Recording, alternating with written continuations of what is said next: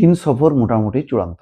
আজকে দেখছিলাম যে এই চীন সফরে ৩টা চুক্তি এবং ১২টি এমইউ সমঝোতা স্মারক সই হবে।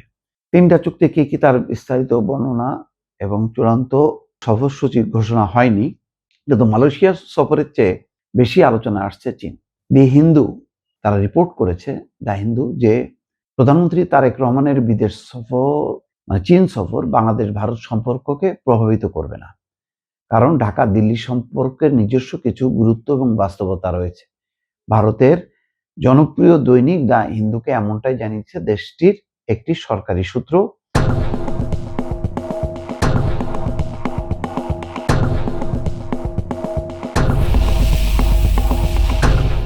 তারা বলছে যে প্রধানমন্ত্রী তারেক রহমান আগামী সপ্তাহে তার প্রথম বিদেশ সফরে মালয়েশিয়া এবং চীন যাবেন।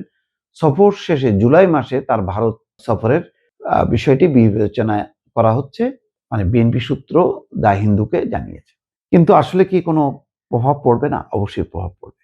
আপনাদের নিশ্চয়ই মনে আছে, মুইজু যখন তার পূর্বতন রীতি ভেঙে প্রথম সফর চীনে গেলেন, তখন কিন্তু মুইজু বিপদেই পড়ছে। তখন ভারতের সাথে সম্পর্কের অবনতি ঘটল। সেখানে নৌবাহিনীর কিছু স্টাফ নিযুক্ত ছিল, তাদেরকে ফেরত পাঠানো হলো এবং পরে অবশ্য এটা রিপেয়ার করা হয়েছে। কিন্তু কূটনৈতিক অঙ্গনে বেশ ঝড় গেছে। অথচ মালদ্বীপ সেই তুলনায় শক্তির দিক থেকে গুরুত্বপূর্ণ কোনো দেশ না।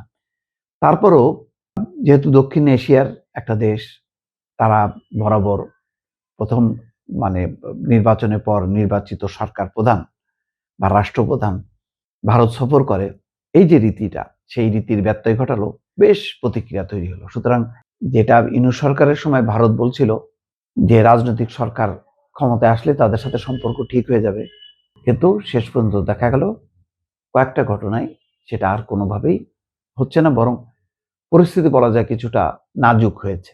পুশিন নিয়ে দিল্লিতে বৈঠকে কোনো সমাধান হয়নি। পুশিন অব্যাহত রয়েছে এবং এটা তাদের একটা নীতিগত অবস্থান। মানবাধিকার সংগঠন বলেছে এটা অমানবিক এবং এটা উচিত না।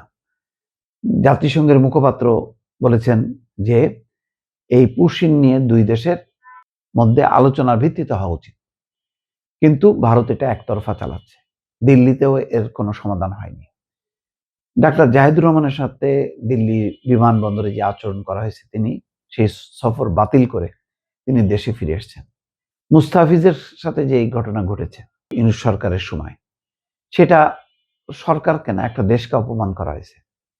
যে হিন্দু জঙ্গিদের প্রতিবাদের মুখে আইপিএল থেকে তাকে বাদ দেওয়া হয়েছে, যার প্রেক্ষিতে পরবর্তী প্রতিক্রিয়া হলো এই যে টি-20 বিশ্বকাপই বাংলাদেশ খেলেনি।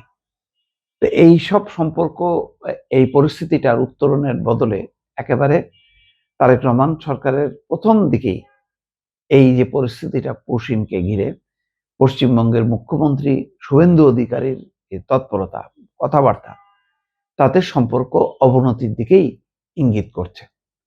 এবং হিমন্ত, আসামের মুখ্যমন্ত্রী, তো বলছে যে বাংলাদেশের সাথে সম্পর্ক খারাপ থাকাই ভালো, খারাপ থাকলে পুশিন করানো যায় বাংলাদেশের, কিন্তু সম্পর্ক ভালো হলে করা যায় না। সেই জায়গা থেকে কিন্তু দিল্লির সরকার নতুন কোনো বার্তা দিচ্ছে না।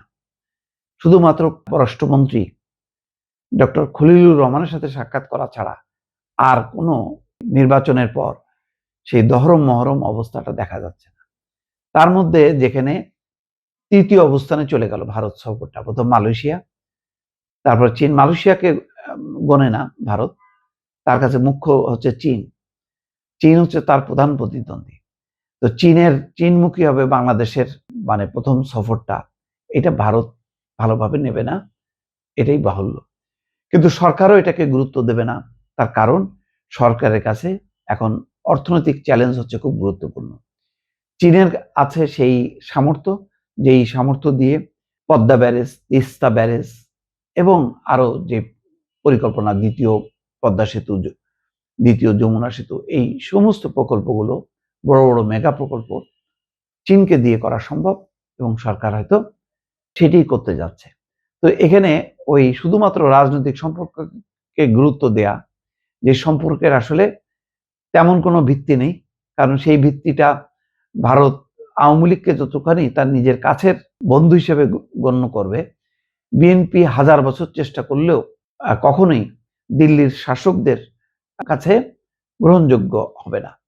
সুতরাং এই অবস্থাটা ভালো করেই জানেন প্রধানমন্ত্রী তারেক রহমানের সরকার।